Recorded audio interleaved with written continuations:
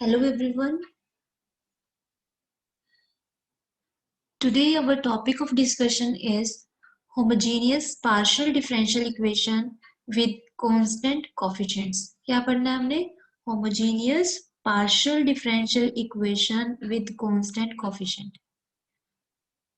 तो सबसे पहले हम बात करेंगे कि पार्शियल डिफरेंशियल इक्वेशन यानी पार्शियल डेरिवेटिव हम कब करते हैं, इस टाइप का फंक्शन गिवन हो कि हम पार्शियल डेरिवेटिव की वहां पे बात करते हैं. ठीक है, सबसे पहले ये देखेंगे. सो सपोज हमें एक फंक्शन गिवन है y is function of x only. y is function of x only. तो यहाँ पे y जो है वो x पे डिपेंड कर रहा है. हम क्या करते हैं, यहाँ पे x की डिफरेंट डिफरेंट वैल्यूज पुट करेंगे, उसके अकॉर्डिंगली y के आंसर्स हमारे पास आते जाएंगे, है ना. तो y जो है y किस पे डिपेंड कर रहा है, x पे डिपेंड कर रहा है यहाँ पे. तो हम y को क्या बोलते हैं, y is dependent variable. y को क्या बोलेंगे, डिपेंडेंट, क्योंकि वो x पे डिपेंड कर रहा है ना. सो y is here dependent variable. और x की हम इंडिपेंडेंटली वैल्यूज पुट कर रहे हैं, तो x is called independent variable.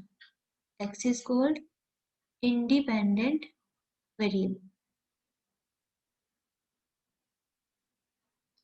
ठीक है, तो कभी भी अगर हमें ऐसा रिलेशन दिया हुआ है y is a function of x only only, और हमें ये फंक्शन का डेरिवेटिव करना है, यानी हमें y का डेरिवेटिव करना है, तो हम विद रिस्पेक्ट टू x ही डेरिवेटिव कर सकते हैं. हम with respect to independent variable derivative करते हैं. ठीक है, तो अगर हमें यहाँ पे डेरिवेटिव निकालने के लिए बोला जाए, तो हम with respect to x derivative करेंगे और उसको किससे डिनोट करेंगे, dy बाई dx से. इसको टोटल डेरिवेटिव बोलते हैं ना, total derivative. With respect to independent variable हम डेरिवेटिव करते हैं, तो एक ही तो इंडिपेंडेंट वेरिएबल है, तो अगर हम यहाँ से y का डेरिवेटिव करना भी चाहते हैं तो बस यही निकाल सकते हैं ना, dy बाई dx.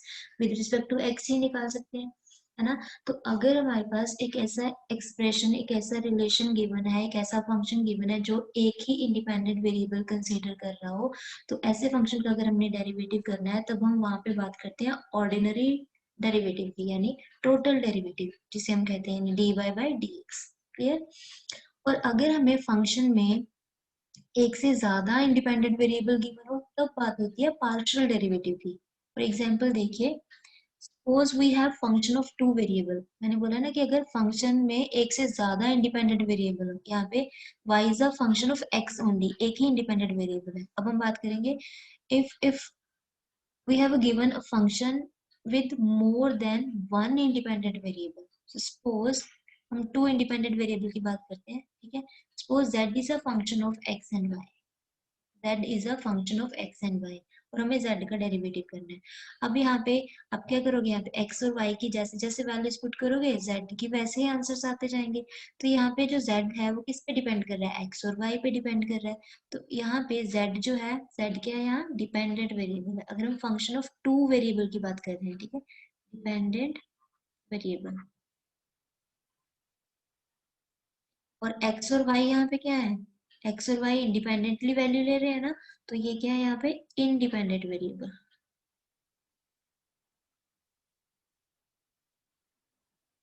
तो अगर हमें यहाँ पे ये फंक्शन जो है z, इसका डेरिवेटिव निकालने के लिए बोला जाए, तो हम क्या कर सकते हैं, हम यहाँ पे क्या कर सकते हैं, विद रिस्पेक्ट टू x भी डेरिवेटिव निकाल सकते हैं, विद रिस्पेक्ट टू y भी डेरिवेटिव निकाल सकते हैं, है ना. तो अब नोटेशन क्या रखेंगे हम इसके लिए, तब जब हमारे पास फंक्शन जो है वो उसमें वो कोई भी फंक्शन अगर एक से ज्यादा इंडिपेंडेंट वेरिएबल कंटेन कर रहा हो, तो इस केस में हम बात करते हैं पार्शियल डेरिवेटिव की. यानी हम कैसे लिखते हैं, अगर हम with respect to x derivative करेंगे, तो हम नोटेशन क्या देते हैं उसको, curl z by curl x. Curl curl z by curl x. ठीक है, इसको ऐसे बोलते हैं, curl z by curl x. Similarly हम जेड का विद रिस्पेक्ट टू वाई भी डेरिवेटिव निकाल सकते हैं, because y is also independent variable, है ना. तो curl z by curl y भी हम यहाँ से फाइंड कर सकते हैं. तो जब भी एक से ज्यादा इंडिपेंडेंट वेरिएबल एक रिलेशन में प्रेजेंट होंगे और वो फंक्शन का हमें डेरिवेटिव करना होगा, तब हम पार्शियल डेरिवेटिव की बात करते हैं, जब एक से ज्यादा इंडिपेंडेंट वेरिएबल हो. अब ऐसे भी हो सकता है, यहाँ पे टू इंडिपेंडेंट वेरिएबल है ना हमने, ऐसे भी हो सकता है जेड जो हो वो थ्री वेरिएबल का फंक्शन हो, एक से ज्यादा इंडिपेंडेंट वेरिएबल है. अब यहाँ पे एक्स वाई जेड जो है वो इंडिपेंडेंट वेरिएबल्स हैं, और जेड जो है वो क्या है, डिपेंडेंट वेरिएबल है जो एक्स वाई टी पे डिपेंड कर रहा है, और अगर हमें इस फंक्शन का डेरिवेटिव करना है तो अब हम यहाँ पे curl z by curl x भी निकाल सकते हैं, curl z by curl y भी निकाल सकते हैं, curl z by curl t भी फाइंड कर सकते हैं, ठीक है। And these are called partial derivatives of z with respect to x, with respect to y and with respect to t, ठीक है। तो जब भी फंक्शन में एक से ज्यादा इंडिपेंडेंट वेरिएबल्स होंगे और वो फंक्शन का हमें डेरिवेटिव करना है तब हम पार्शियल डेरिवेटिव फाइंड करते हैं, ठीक है। अगर फंक्शन सिंगल वेरिएबल का हो तब हम ऑर्डिनरी डेरिवेटिव फाइंड करते हैं जिसे हम टोटल डेरिवेटिव बोलते हैं। क्लियर। और हमारा आज का टॉपिक क्या है, homogeneous partial differential equation with constant coefficient, ठीक है।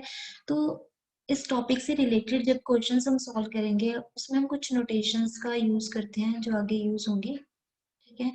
और नोटेशंस हम देख लेते हैं। P,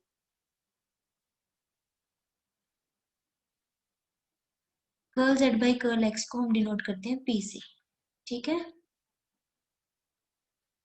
curl z by curl y को हम क्या रिप्रेजेंटेशन देते हैं, क्यू, क्यू लिखते हैं इसको। आर क्या होता है, curl square z over curl x square, यानी हमने क्या किया, जेड का 2 times with respect to x partial derivative किया। ऐसा होता है curl square z upon curl x curl y, and what does it means, means curl over curl x of curl z over curl y, कि हमने एक function का with respect to y derivative किया पहले, उसके बाद जो आंसर आया उसका विद रिस्पेक्ट टू एक्स किया, ठीक है। पहले with respect to y derivative किया, फिर बाद में with respect to x derivative किया। एंड टी, टी के लिए हम नोटेशन यूज करते हैं, मींस टी क्या होता है, curl square z over curl y square, इसको हम करते हैं टी से डिनोट, ठीक है। तो जब हम क्वेश्चन सॉल्व करेंगे उसमें कुछ नोटेशंस हैं जो यूज होंगी, ठीक है।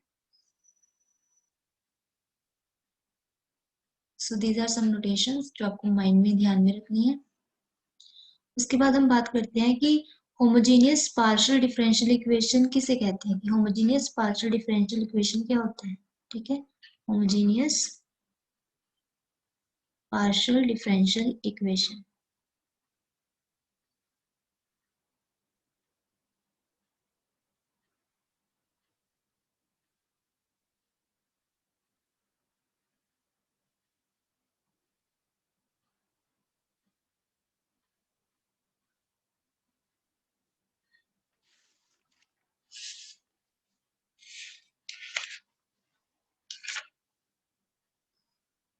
homogeneous partial differential equation किसे कहते हैं, if all the derivatives occurring in the partial differential equation, if all the derivatives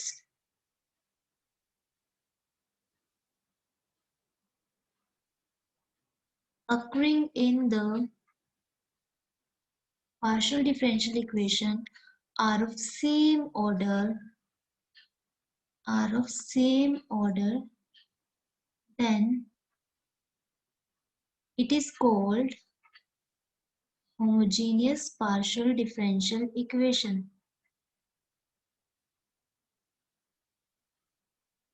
ठीक है। तो डेफिनेशन क्या है होमोजेनियस पार्शियल डिफरेंशियल इक्वेशन का, if all the derivatives occurring in the partial differential equation are of same order, ठीक है। अगर एक हमें पार्शियल डिफरेंशियल इक्वेशन गिवन है उसमें जितने भी डेरिवेटिव्स आ रहे हैं अगर वो सेम ऑर्डर के हों, ठीक है, तो ऐसी पार्शियल डिफरेंशियल इक्वेशन को हम बोलते हैं homogeneous partial differential equation. For example,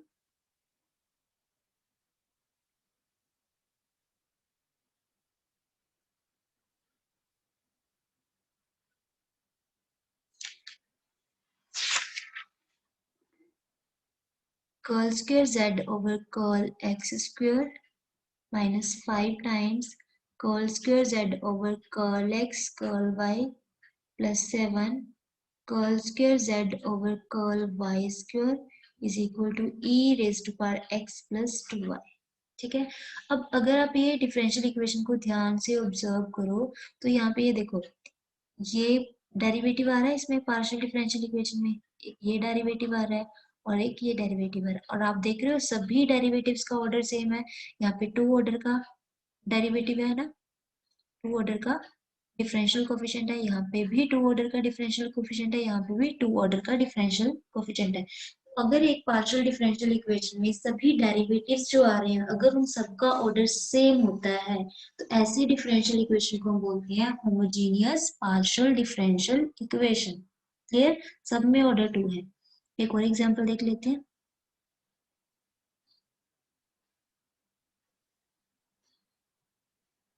curl cube z over curl x cube -2 curl square z over curl x square curl y sorry curl cube z over curl x square curl y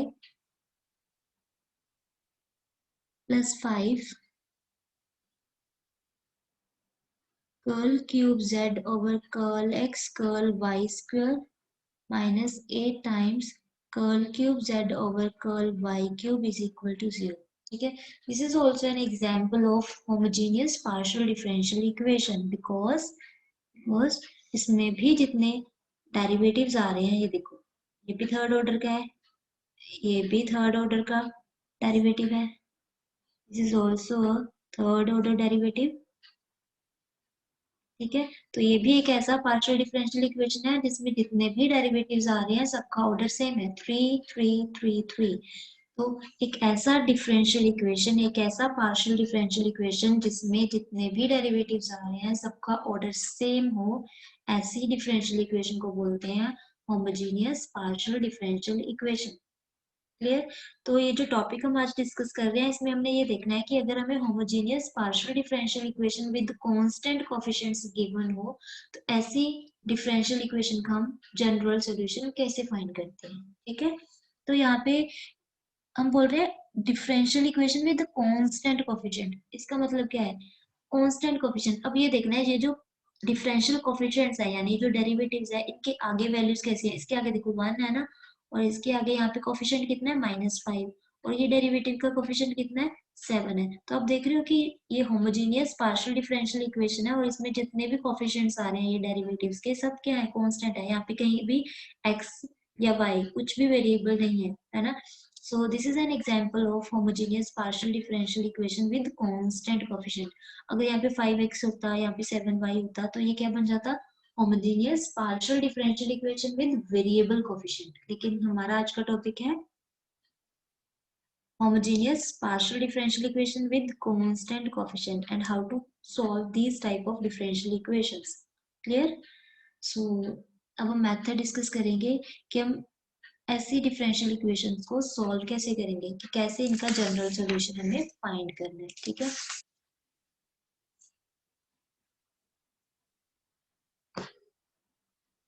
तो हम इनको examples के through ही समझते हैं। ठीक है, example discuss करेंगे और उसमें जितने भी टाइप्स होंगे हम सब कवर कर लेंगे।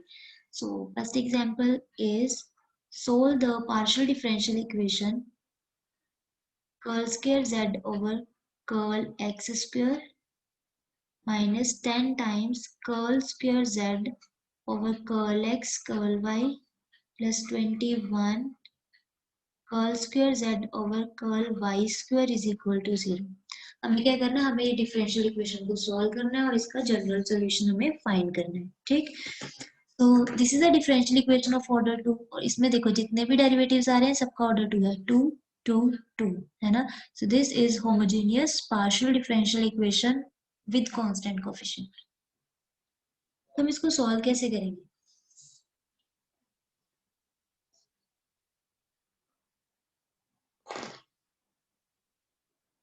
इसको सॉल्व करने के लिए हमने सबसे पहले क्या करना है, ये जो गिवन पार्शियल डिफरेंशियल इक्वेशन है इसको हमने सिंबॉलिक फॉर्म में रिप्रेजेंट करना है। ठीक है, तो सिंबॉलिक फॉर्म क्या होती है?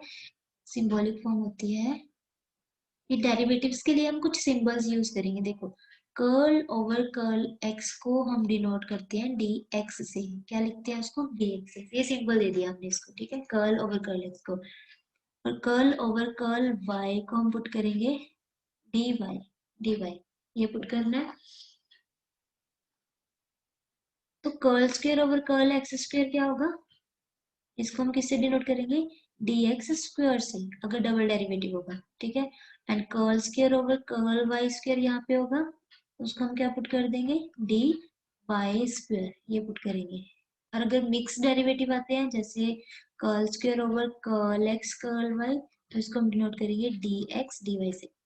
पहले यहाँ पे एक्स आ रहा है फिर वाई, तो डी एक्स डी वाई लिखेंगे। और अगर मिक्स डेरिवेटिव ऐसे आ रहा है curl square over curl y, curl square over curl y curl x, तो हम इसको डिनोट करेंगे d y d x. Clear? तो ये नोटेशंस हमने यूज करनी है जब हम सिंबॉलिक फॉर्म लिखेंगे किसका, गिवन पार्शियल डिफरेंशियल इक्वेशन का। So symbolic form of given PDE, PDE word मैं यूज कर रही हूँ पार्शियल डिफरेंशियल इक्वेशन के लिए, ठीक है। Symbolic form of given PDE is, देखो curl square over curl x square, ये इसको हम क्या पुट कर रहे हैं, डी एक्स स्क्वायर ना, तो यहाँ पे आएगा डी एक्स स्क्वायर और जेड एज इट इज हमने यहाँ पे लिख दिया, -10 ये curl square over curl x curl y, इसको हमने हमने कौन सा सिंबल दिया, डी एक्स डी वाई है ना। तो हर क्वेश्चन में हम ऐसे अगर रिप्रेजेंटेशन होगी इसको पुट करेंगे d x d y. Then next क्या होगा, 21 d y square is equal to 0, ये साथ में जेड भी आएगा ना, जेड एज इट इज। अब जेड देखो यहाँ भी है यहाँ भी है यहाँ भी है, तो हम आउटसाइड निकाल के लिख सकते हैं ना, d x square -10 times d x d y plus 21 d y square, outside क्या आएगा यहाँ पे, जेड। क्लियर? तो नेक्स्ट स्टेप में हमने क्या करना है, हमने ये जो सिंबॉलिक फॉर्म बनाया है इससे हमने बनाना है ऑक्सिलरी इक्वेशन, ऑक्सिलरी इक्वेशन। ठीक, ऑक्सिलरी इक्वेशन क्या होता है, auxiliary equation,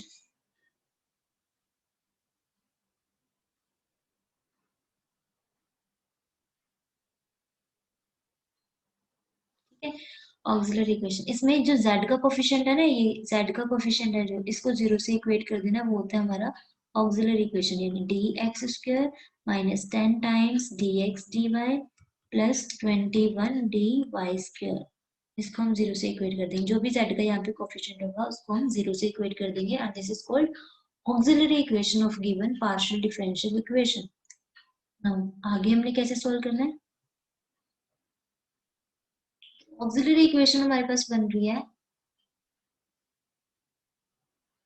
D x square -10 times d x d y plus 21 d square y is equal to 0। तो हम इसको सॉल्व कैसे करेंगे, हम कैसे जनरल सॉल्यूशन फाइंड करते हैं, हमेशा सबसे पहले हमें सिंबॉलिक फॉर्म में रिड्यूस करना होगा गिवन पार्शियल डिफरेंशियल इक्वेशन को, then we have to write auxiliary equation of given PDE, then उसके बाद हम क्या करेंगे, देखो ये 2 ऑर्डर का डिफरेंशियल इक्वेशन है ना, सेकंड ऑर्डर का डिफरेंशियल इक्वेशन है, तो जब हम इसको सॉल्व करेंगे तो ये डिफरेंशियल इक्वेशन के हमारे पास 2 रूट्स आएंगे, ठीक है, 2 रूट्स आएंगे, 2 रूट्स आने चाहिए हमारे पास अगर 2 ऑर्डर का डिफरेंशियल इक्वेशन है। तो रूट्स कैसे आएंगे, हम क्या करेंगे, हमेशा हम dx को पुट करेंगे m सॉल्व करने के लिए, इसको जनरल सॉल्यूशन फाइंड करने के लिए, और dy को क्या पुट करेंगे 1, क्या पुट करना है हमने, dx को m पुट करना है, dy को 1 पुट करना है।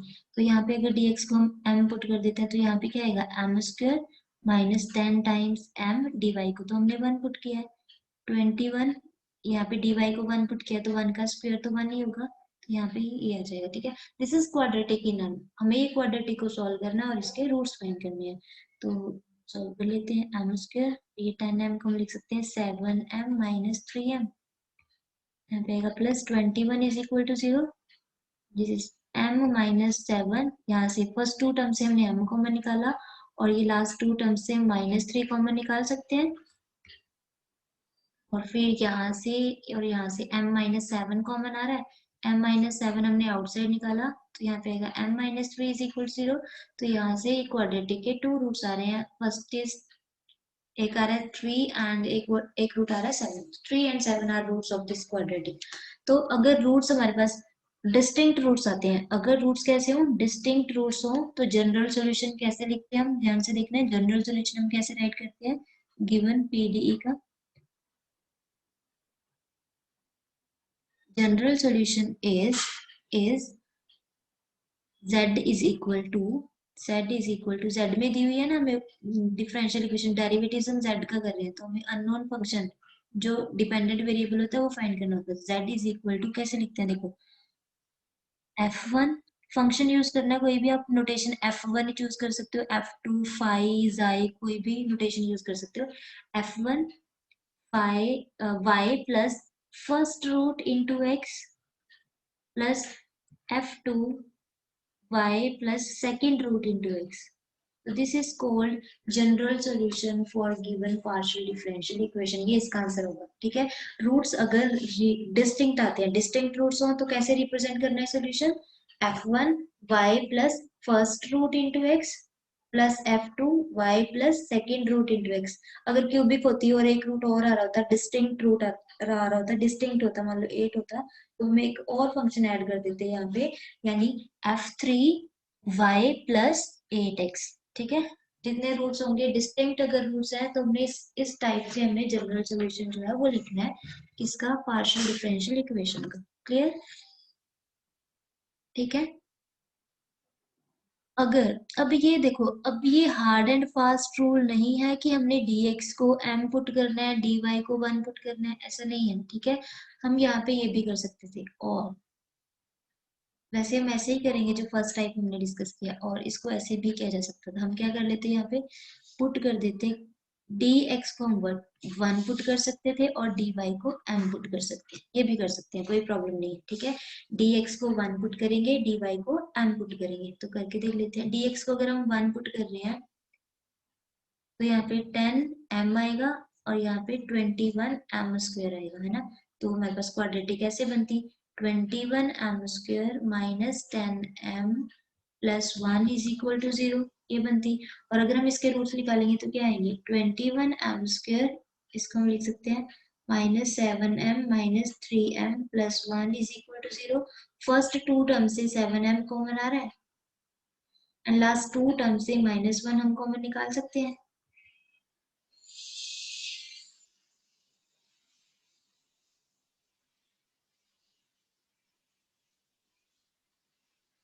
जब हमने फर्स्ट टू टर्म से 7m कॉमन निकाला तो यहाँ पे क्या आएगा, 3m माइनस 1, ठीक है। अब यहाँ से और यहाँ से 3m माइनस 1 कॉमन आ रहा है, 3m माइनस 1 हमने आउटसाइड निकाला तो यहाँ पे क्या आएगा, 7m minus 1 is equal to 0। अब यहाँ से रूट्स क्या आ गया, m is equal to 1/3 and m is equal to 1/7, तो यहाँ पे भी डिस्टिंक्ट रूट्स आ रहे हैं। अब हम जनरल सोल्यूशन कैसे लिखेंगे, जनरल सोल्यूशन कैसे लिखेंगे, z is equal to f1 of, अब यहाँ पे चेंज करना है।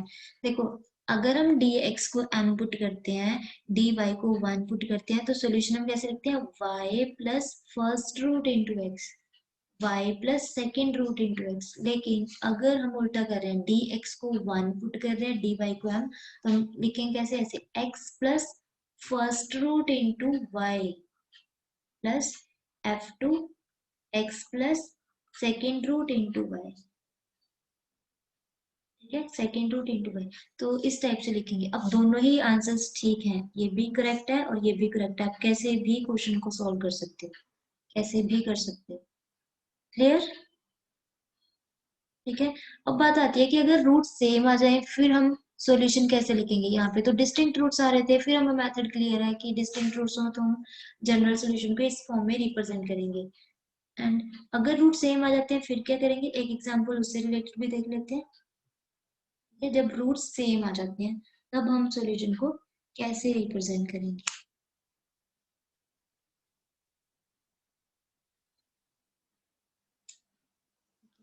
Solve the differential equation d square minus 4d d dash plus 4d dash square into z is equal to 0। अब ये पहले ही हमें सिंबॉलिक फॉर्म गिवन है, हमें क्या करना है, सॉल्व दिस डिफरेंशियल इक्वेशन, और पहले ही उसने हमें इसको सिंबॉलिक फॉर्म में लिख के दे दिया, ठीक है। और सिंबॉलिक फॉर्म हमने क्या किया था, हमने जो कर्ल ओवर कर्ल z है उसके लिए अपने नोटेशन क्या, सॉरी देखो, कर्ल ओवर कर्ल x के लिए हमने नोटेशन क्या यूज की थी, dx, है ना। और कर्ल ओवर कर्ल वाई के लिए क्या नोटेशन यूज कर रहे थे हम, डी वाई। अब यहाँ पे नोटेशन कौन कौन कैसी नोटेशंस दी हुई है हमें, डी एंड डी डैश। तो यहाँ पे जो डी होता है ना वो कर्ल ओवर कर्ल एक्स के लिए ही यूज किया जा सकता है, किया जाता है, ठीक है। कर्ल ओवर कर्ल एक्स को हम डी एक्स भी पुट कर सकते हैं, डी भी पुट कर सकते हैं, कोई भी नोटेशन यूज कर सकते हैं। ऐसे ही कर्ल ओवर कर्ल वाई को हम डी वाई भी पुट करते हैं या फिर डी डैश पुट करते हैं, ठीक है। तो नोटेशंस ऐसी भी गिवन हो सकती हैं, अगर डी दिया हुआ है या फिर डी स्क्वायर, तो what does it means, curl square over curl x square and D dash का मतलब क्या होगा, डी डैश स्क्वायर है ना, तो उसका मतलब क्या होगा, curl square over curl y square. तो पहले ही हमें सिंबॉलिक फॉर्म दे दिया है, तो हम क्या करेंगे, इसका ऑक्सिलरी इक्वेशन लिखेंगे।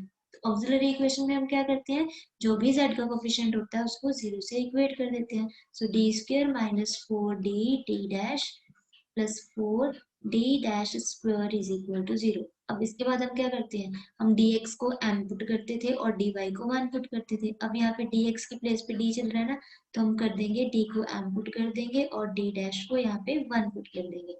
ये इक्वेशन क्या आ जाएगी, यहाँ पे m स्क्वायर माइनस 4, d को m पुट कर रहे हैं, d डैश 1 है तो 4m आएगा, प्लस 4 इज इक्वल टू 0। अगर हम ये क्वाड्रेटिक के रूट्स निकालते हैं तो रूट्स क्या होंगे, ये फर्स्ट टू टर्म से m कॉमन आ रहा है और लास्ट टू टर्म से हम -2 कॉमन निकाल पा रहे हैं, तो यहाँ से आ जाएगा m-2 इज इक्वल टू 0। तो एक गिवन क्वाड्रेटिक के टू रूट्स आ रहे हैं हमारे पास, 2 एंड 2, और दोनों ही सेम आ रहे हैं, ठीक है, रियल एंड सेम रूट्स। अगर रूट्स सेम आ रहे हो तो सॉल्यूशन को हम कैसे रिप्रेजेंट करते हैं, देखो जनरल सॉल्यूशन हम कैसे लिखते हैं, general solution of given PDE is z is equal to f1 y plus 2x, क्योंकि हमने dx को m पुट किया ना, यानी d को dx जो d सेम होते हैं, तो y plus first root into x है ना, एंड सेकेंड फंक्शन यूज करेंगे y plus second root into x, और साथ में यहाँ पे हमें x से मल्टीप्लाई करना है, क्या करना है, x से मल्टीप्लाई करना है, क्लियर। अगर टू रूट्स हो तो f1 of y plus 2x, ये तो लिखोगे यहाँ पे हमें x से मल्टीप्लाई करना है साथ में। अगर मान लो थ्री रूट्स होते हैं और तीनों ही रिपीटेड रूट्स होते हैं, 2 2 2, तो आप क्या करते हैं, यहाँ पे जनरल सॉल्यूशन कैसे लिखते हैं हम, f1 y plus 2x, f2 y plus 2x, f3 y plus 2x, इसको x से मल्टीप्लाई करना था और नेक्स्ट टर्म को x स्क्वायर से मल्टीप्लाई करना है, किसे मल्टीप्लाई करना है, x स्क्वायर से मल्टीप्लाई करना है, क्लियर है। अगर रिपीटेड रूट्स हो तो हम इस टाइप से जो है जनरल सॉल्यूशन लिखते हैं, ठीक है। और अगर अगर हमने क्या किया होता, हमने जैसे लास्ट क्वेश्चन में किया था, हम d डैश को m पुट कर सकते थे और d को 1 भी पुट कर सकते थे, है ना, ऐसे भी कर सकते हैं जैसे लास्ट क्वेश्चन में हमने किया, d डैश को m पुट करो और d को अगर हम 1 पुट करते हैं तो जो सॉल्यूशन हम लिखते हैं उसमें हम क्या लिखते हैं, f1 of x plus 2y लिखते हैं ना, वन जो भी रूट आता, जो भी रूट आएगा, ठीक है, तो x plus first root into y लिखते हैं, 1/2 आएगा अगर आप सॉल्व करोगे तो, ठीक है, plus f2 x plus 1/2 Y, क्योंकि तीनों रूट सेम आएंगे इसके भी। अगर आप यहाँ पे क्या करते हो, d डैश को आप पुट कर लेते हो और d को 1 पुट करते हो, तो इस टाइप से आपके पास सेम रूट्स आएंगे, 1/2 1/2 1/2। अब इस केस में फर्स्ट फंक्शन हमने एज इट इज लिखना, अब सेकंड को y से मल्टीप्लाई करोगे और थर्ड को यहाँ पे y स्क्वायर से मल्टीप्लाई करोगे, जैसे हमने यहाँ पे x और x स्क्वायर से मल्टीप्लाई किया, सिमिलरली यहाँ पे y और y स्क्वायर से आप मल्टीप्लाई करके लिखोगे, ठीक है। आप कोई भी एक मेथड यूज कर लेना, दोनों में कंफ्यूज नहीं होना है। हम हमेशा क्या करेंगे, dx को m पुट कर देंगे और जो dy होगा उसको 1 पुट कर देंगे, ठीक है। और कुछ केसेस में प्रॉब्लम भी आती है कि हमें dy को ही m पुट करना पड़ेगा, dx को हम m पुट नहीं कर पाएंगे, ऐसे क्वेश्चंस भी आएंगे बीच में। अभी के लिए देखो, अभी के लिए तो क्लियर है ना कि जब हम ये सॉल्व करते हैं ना, dx को m पुट करते हैं या dy को 1 पुट करते हैं, तो एक ध्यान रखना पड़ता है हमें, एक चीज का ध्यान रखना है कि जितना डिफरेंशियल इक्वेशन का ऑर्डर होगा ना, उतने ही ऑर्डर की क्वाड्रेटिक इक्वेशन बननी चाहिए, तब तक कोई प्रॉब्लम नहीं है, है ना। आप किसी को भी m पुट कर दो और किसी को भी यहाँ पे 1 पुट कर दो, जितना डिफरेंशियल इक्वेशन का ऑर्डर होगा उतने ही ऑर्डर की क्वाड्रेटिक हमारे पास फॉर्म होना चाहिए। तो यहाँ पे 2 ऑर्डर था डिफरेंशियल इक्वेशन का, तो 2 ऑर्डर की क्वाड्रेटिक फॉर्म हो रही है, चाहे आप d को m पुट करो, d डैश को 1 पुट करो, चाहे आप d डैश को m पुट कर दो और d को 1 पुट कर दो, कोई प्रॉब्लम नहीं है। दोनों ही केसेस में, दोनों ही केसेस से सॉल्व कर सकते हो क्वेश्चन, ठीक है। तो जब तक डिफरेंशियल इक्वेशन और क्वाड्रेटिक का ऑर्डर सेम है तब तक कोई प्रॉब्लम नहीं है। अगर इन दोनों में डिफरेंस आने लगे तब हमें सोचना पड़ेगा कि कौन सी वैल्यू को हम m पुट करेंगे और कौन सी वैल्यू को हम 1 पुट करेंगे, ठीक है। चलिए अब आगे करते हैं नेक्स्ट क्वेश्चन डिस्कस।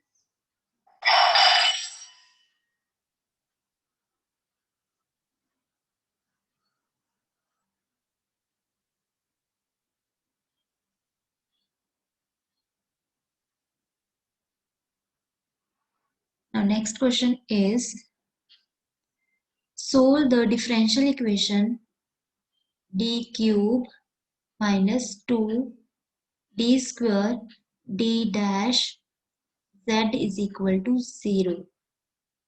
ये डिफरेंशियल इक्वेशन को हमने सॉल्व करना है, ठीक है। अब फिर से हमें सिंबॉलिक फॉर्म दिया हुआ है, अब हम क्या लिखेंगे इसका, सबसे पहले ऑक्सिलरी इक्वेशन लिखेंगे। सो ऑक्सिलरी इक्वेशन क्या होगा इसका, z का जो भी कोफिशिएंट है उसको हम 0 से इक्वेट कर देंगे। तो यहाँ पे क्या आएगा, d cube minus 2 d square d dash is equal to 0, ठीक है। और ये हम कौन सी डिफरेंशियल इक्वेशन को सॉल्व कर रहे हैं, होमोजेनियस पार्शियल डिफरेंशियल इक्वेशन, ठीक है।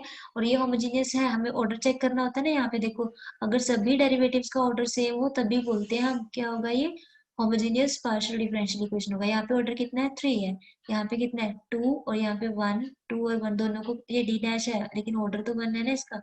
ये नोटेशन हम किसके लिए यूज करते हैं, ये नोटेशन है curl square z over curl x curl y के लिए, है ना। मैंने आपको इसके लिए बताया था, इसके लिए हम यूज करते हैं dx dy, और dx को हम d भी लिखते हैं और dy को हम d डैश लिखते हैं। तो ये भी 2 ऑर्डर का ही डेरिवेटिव है, ये d स्क्वायर d डैश जो है, सॉरी d, यहाँ पे हमारे पास है d स्क्वायर d डैश, ये देखो d square d dash, and what does it means, d square means curl square over curl x square, and d dash means यहाँ पे कर्ल y भी आएगा, तो यहाँ पे क्यूब लिखेंगे हम, ठीक है। ये 3 ऑर्डर का है, curl cube upon curl x square curl y,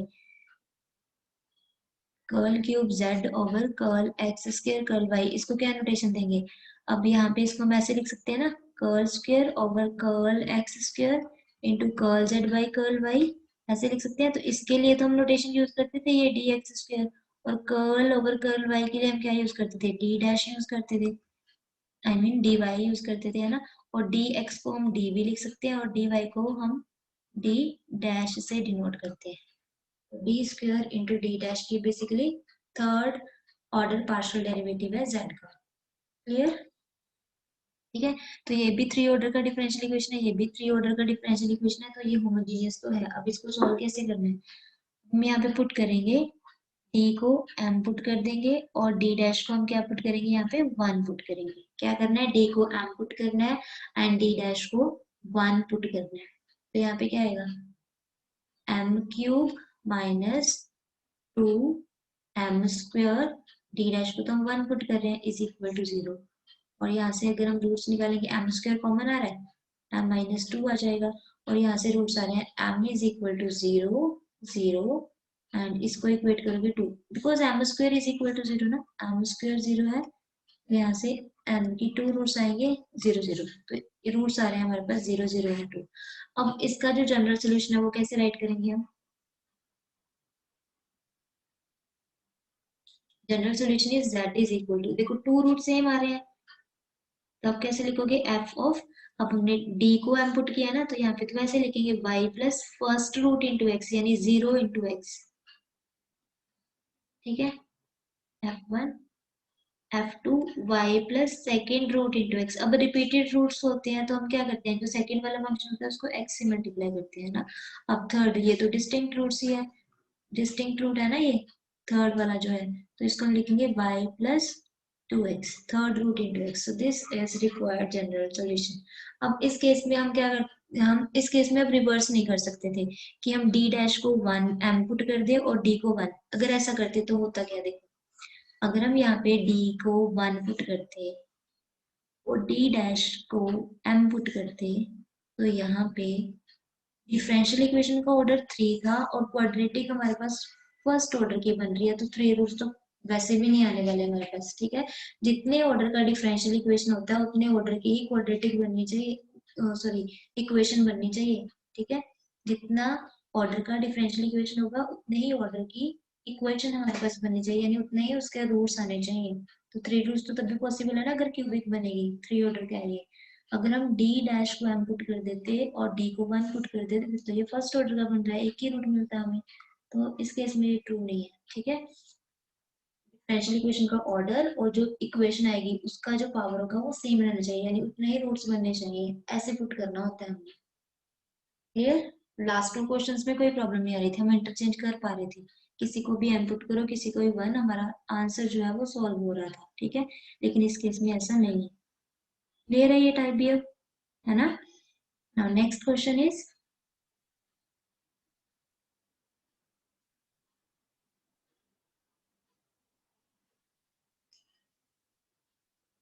और कौन सी टाइप बन सकती है इन क्वेश्चंस में?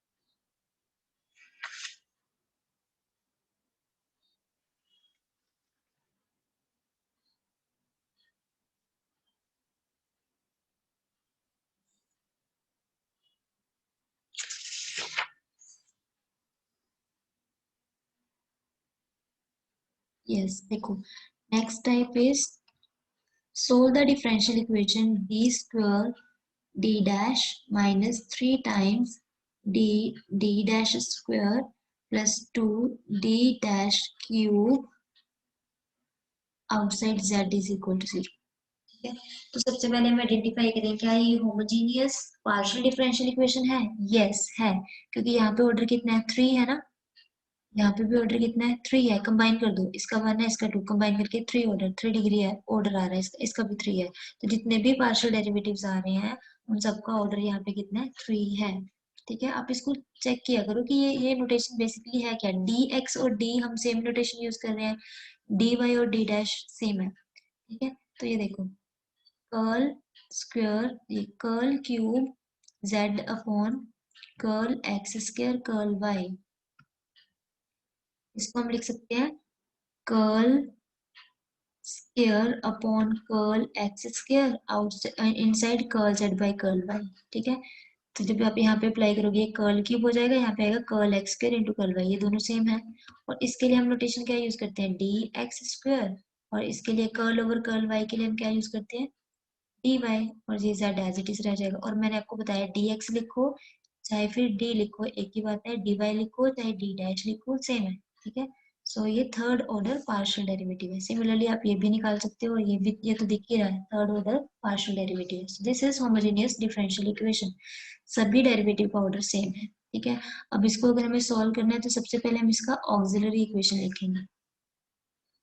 ऑक्सिलरी इक्वेशन क्या होगा, z का जो भी कोफिशिएंट है उसको 0 से इक्वेट कर देंगे, d square d dash minus 3 times d dash square plus 2 times d dash cube is equal to 0। ठीक है, अब यहाँ पे 3 ऑर्डर का डिफरेंशियल इक्वेशन है। अब प्रॉब्लम देखो क्या आ रही है यहाँ पे, अगर हम यहाँ पे d को m पुट करते हैं और d डैश को 1 पुट करते हैं, फिर क्यूबिक नहीं बन पाएगा, ये नहीं बनेगा ना, क्योंकि यहाँ तो फिर m स्क्वायर आएगा, d को पुट कर रहे हैं m, यहाँ पे 3m आएगा और यहाँ पे 2 आ जाएगा, तो ये तो क्वाड्रेटिक बन गई। तो हमारा पर्पस सॉल्व नहीं होगा, हमें तो 3 रूट्स चाहिए ना। अगर 3 ऑर्डर का डिफरेंशियल इक्वेशन है तो जो इक्वेशन बनती है उसके 3 रूट्स हमारे पास आने चाहिए, 3 तो नहीं आएंगे इस केस में। तब हम क्या करेंगे, अब यहाँ पे कैसे सॉल्व कर लेंगे,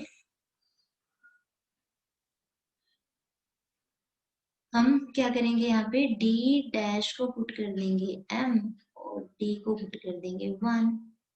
ठीक है,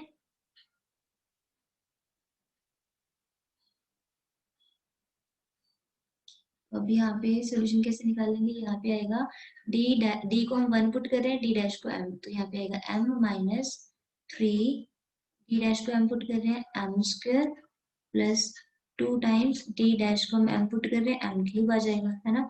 तो क्यूबिक बन गया हमारे पास 2m क्यूब माइनस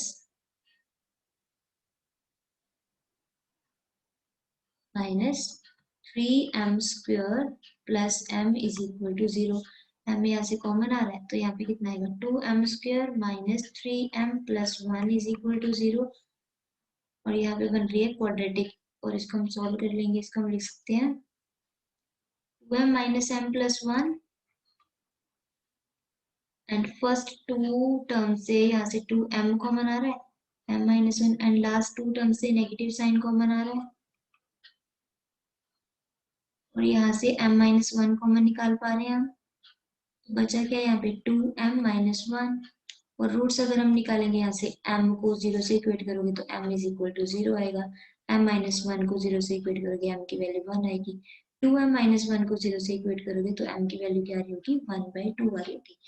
तीनों ही रूट्स क्या आ रहे हैं, डिस्टिंक्ट रूट्स आ रहे हैं, तो हम जनरल सोल्यूशन कैसे रिप्रेजेंट करेंगे, जनरल सोल्यूशन कैसे रिप्रेजेंट करेंगे,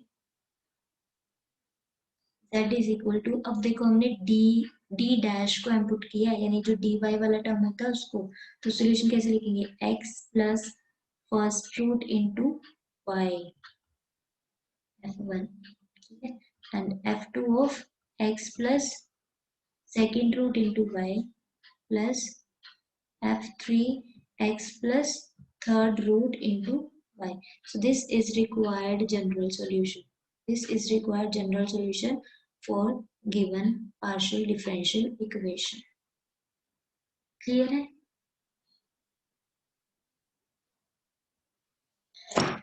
इसको सॉल्व करने का एक और मेथड भी है, एक और वे भी है, उससे आंसर थोड़ा डिफरेंट आएगा लेकिन वो भी ठीक है। ये अगर आपको क्लियर है, ठीक है, तो उसके बाद इसी क्वेश्चन को हम सेकंड मेथड से भी सॉल्व कर देते हैं, ठीक है। जो जो भी पॉसिबिलिटीज है हम सब डिस्कस कर लेते हैं। देखिए ये सेम क्वेश्चन है, इसको हम ऐसे भी कर सकते थे।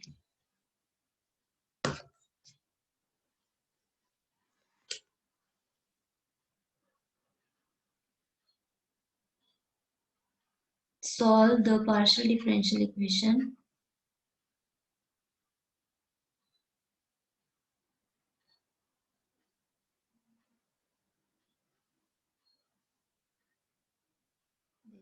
ये सिंबॉलिक फॉर्म तो हमें गिवन है, तो ऑक्सिलरी इक्वेशन क्या होगा इसका, ऑक्सिलरी इक्वेशन हम लिख लेंगे। ऑक्सिलरी इक्वेशन होगा जो भी z का कोफिशिएंट है यानी डी स्क्वायर डी डैश, उसको हमने 0 से इक्वेट करना है, 3d d dash plus 2d dash cube is equal to 0। अब आप देख रहे हो यहाँ से d डैश कॉमन आ रहा है, d डैश कॉमन आ रहा है, तो d डैश कॉमन निकालोगे तो यहाँ पे क्या आएगा d square minus of 3d plus 2d dash square is equal to 0। ये बन रहा है ना। तो हम इसको ऐसे भी कर सकते हैं, अब ध्यान से समझना है इसको, ठीक है। यहाँ से क्या आ जाएगा, देखो D dash is equal to 0 ले सकते हैं, और this is equal to 0, and D square minus 3d plus 2d dash square is equal to 0। अब जो जनरल सॉल्यूशन है उसकी, अब ये क्यूबिक था ना, ये 3 डिग्री का, सॉरी 3 डिग्री का पार्शियल डिफरेंशियल इक्वेशन है, तो इसके 3 रूट्स आने चाहिए हमारे पास, 2 रूट्स तो यहाँ से आ जाएंगे। वैसे ही सिंपली सॉल्व कर लेंगे हम, तो डी को m पुट कर देंगे, डी डैश को 1 पुट कर देंगे, तो 2 रूट्स यहाँ से आएंगे क्योंकि क्वाड्रेटिक फॉर्म होगा, है ना, क्वाड्रेटिक फॉर्म होगा।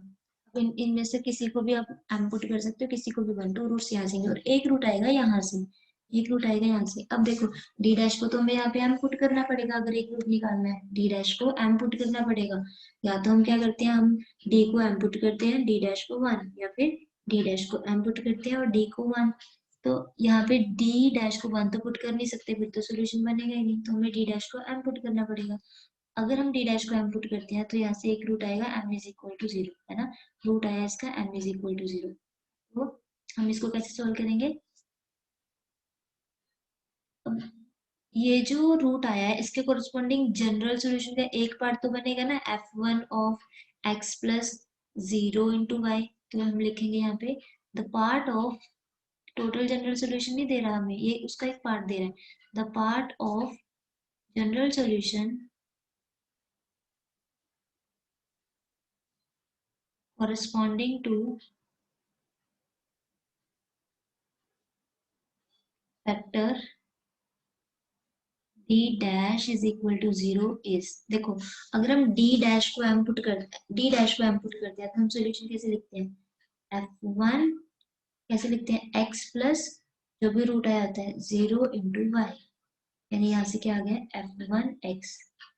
तो जनरल सॉल्यूशन जो हमने लिखना था उसका एक पार्ट हमने निकाल लिया, वो आ रहा है f1x।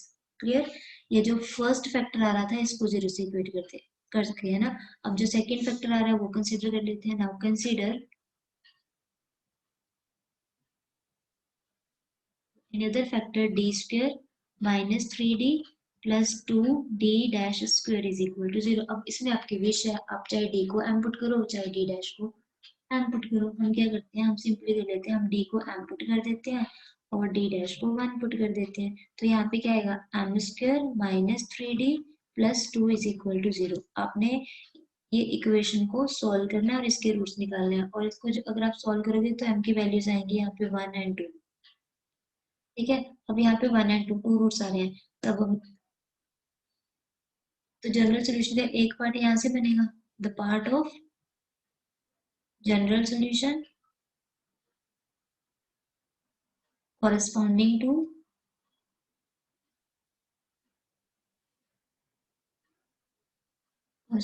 to the factor, कौन सा फैक्टर लिया है हमने, d square minus 3d plus 2d dash square is equal to 0 is, देखो 2 रूट्स आए थे और हमने d को m पुट किया है, तो सोल्यूशन हम कैसे लिखेंगे, y f2 f1 हम यूज कर चुके हैं ना, y प्लस 1 इंटू एक्स जो भी रूट आया प्लस f3 y प्लस जो थर्ड रूट आया हमारे पास ये 2x, ऐसे। ठीक है, अब ये दोनों सॉल्यूशंस को कंबाइन कर देंगे। फर्स्ट सॉल्यूशन क्या बन रहा था, फर्स्ट फैक्टर के कोरस्पॉन्डिंग ये बन रहा था, और सेकंड फैक्टर के कोरस्पॉन्डिंग सॉल्यूशन हमारे पास ये बन रहा है। इन दोनों को हम कर देंगे कंबाइन, तो हमारे पास क्या आ जाएगा, general solution of given partial differential equation. तो जनरल सॉल्यूशन क्या आएगा,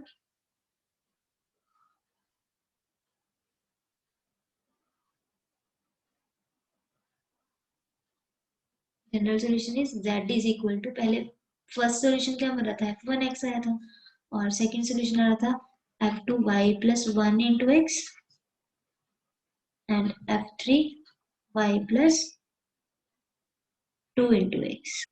So this is required general solution for given partial differential equation.